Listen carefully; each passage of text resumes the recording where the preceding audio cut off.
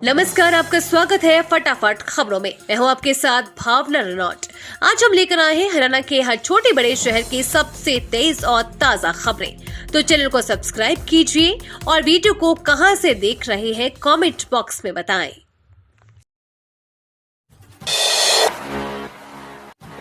हरियाणा ने जिसका दिया साथ, केंद्र में उसी की सत्ता, कई बार गठबंधन को भी अपनाया।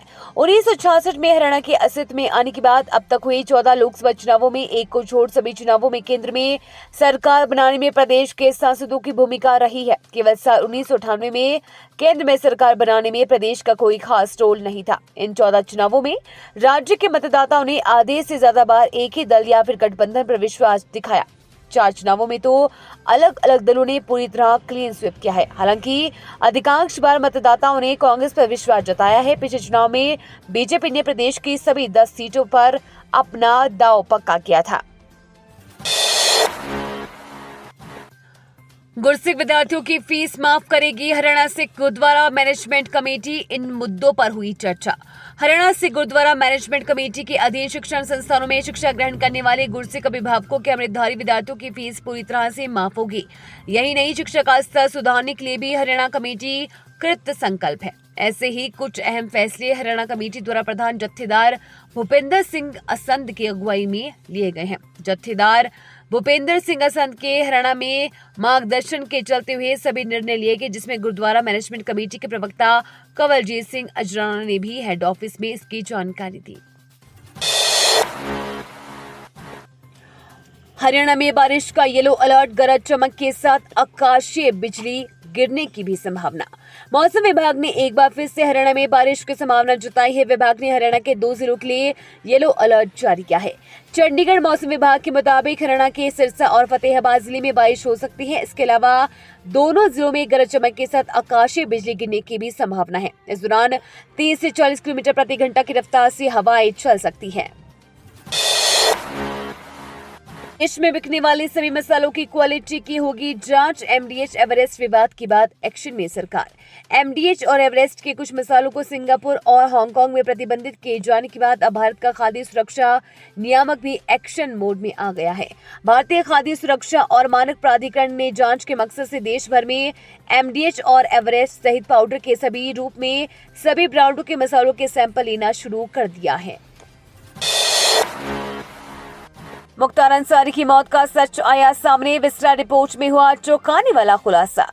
डॉन मुख्तार अंसारी की रिपोर्ट, मौत का असली सच सामने आ गया है। उसकी विस्टा रिपोर्ट आई है जिसमें उसकी मौत होने के कारणों का खुलासा हुआ है। विस्टा रिपोर्ट के अनुसार मुख्तार अंसारी की मौत जहर के कारण नहीं हुई। उसकी विस्टा में जहर का एक भी कण नहीं मिला।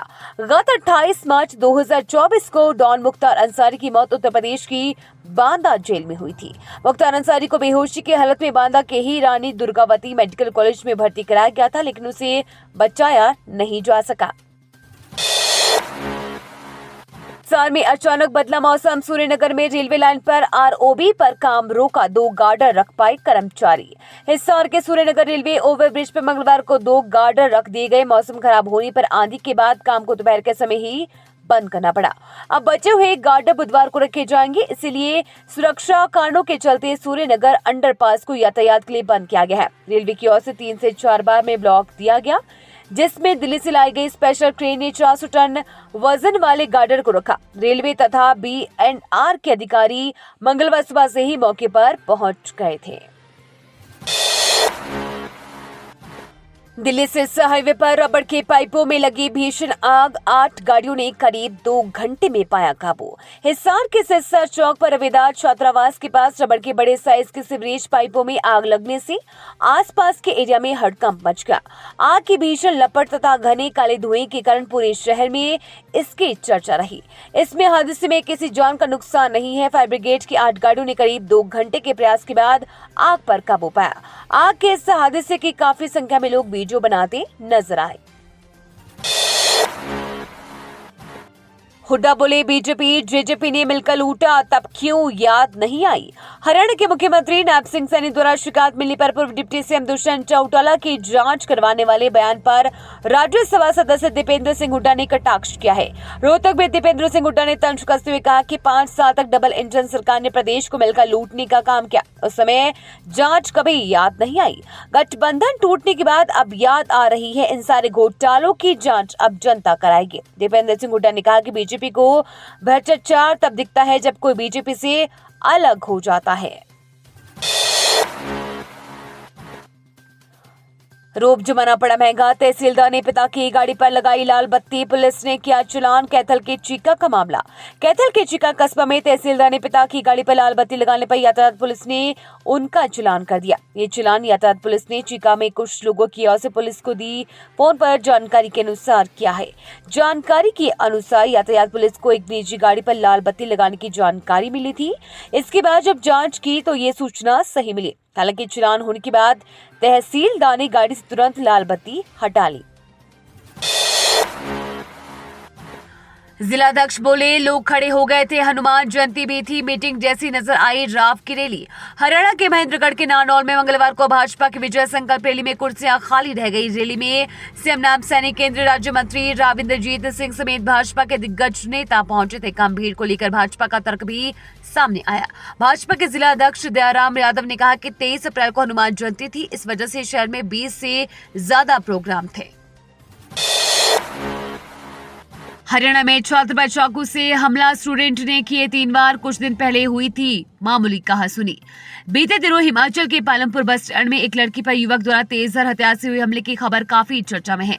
वहीं अब हरियाणा में भी कुछ ऐसा ही मामला देखने को मिला, जहां हिसार में एक स्कूल के गेट पर 11वीं में पढ़ने वाले करीब 15 साल के छात्र पर स्कूल के ही दूसरे छात्र ने चाकू से हमला कर दिया। छात्र पर चाकू से 3 वार किए, जिसके बाद छात्र के चचेरे भाई ने हमलावर के हाथ से चाकू को छीन लिया। घायल छात्र को हिसार के निजी अस्पताल में भर्ती कराया गया है। कुरुक्षेत्र में लाडवा रोड पर हादसा, स्कूल वैन और कार की टक्कर, 7 बच्चे जख्मी, चालक पर लगे आरोप। कुरुक्षेत्र के लाडवा रोड पर बोहली बजीतपुर मोड़ के निकट स्कूल वैन और कार की आपस में टक्कर हो गई। इस हादसे में स्कूल वैन में सवार 5-7 बच्चे जख्मी हो गए। जख्मी बच्चों को तुरंत पिपली पीएचसी में भर्ती कराया गया, जहां से प्राथमिक उपचार के बाद उनको शहर निजी अस्पताल ले जाया गया। हालांकि स्कूल प्रिंसिपल का कहना है कि हादसे में केवल 2 ही बच्चों को चोट लगी है। घटना सुबह 8 बजे की बताई जा रही है। हिसार में महिला के कपड़े फाड़े, छेड़छाड़ की, गली में कीचड़ को सरकाने पर विवाद, 2 महिलाओं सहित 6 व्यक्तियों पर एफआईआर।